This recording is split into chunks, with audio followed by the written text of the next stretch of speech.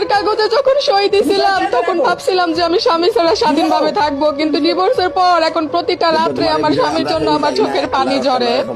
আমি একটা পাপী নারী, আমার স্বামীরা আমি ডিভোর্স দিছি নিজের ইচ্ছায়, তার কোনো দোষ ছিল না, সেই পাপের ফল পাচ্ছি। ভিডিও দেখে কি বুঝতে পারলেন? স্বামীকে ডিভোর্স দিলেই আপনি জীবনে অনেক বেশি ভালো থাকবেন? কখনোই থাকবেন না।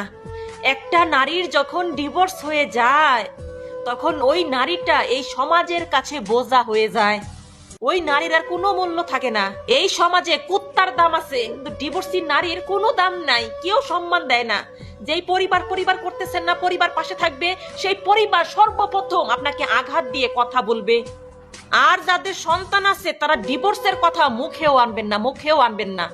ভুলেও স্বামীকে ডিভোর্স দিবেন না। যদি আপনার স্বামী আপনার সন্তানের দায়িত্ব, আপনার দায়িত্ব যদি পালন করে থাকে, টাকা পয়সা যদি ঠিক মতো দিয়ে থাকে, দয়া করে ডিভোর্সের নাম মুখে নিবেন না। ডিভোর্স দিবেন আজকে, বিশ্বাস করেন 6টা মাস পরে আপনি কপালটা থাপড়াবেন স্বামীকে ডিভোর্স দেওয়ার জন্য। তাই ডিভোর্স দেওয়া থেকে দূরে থাকেন।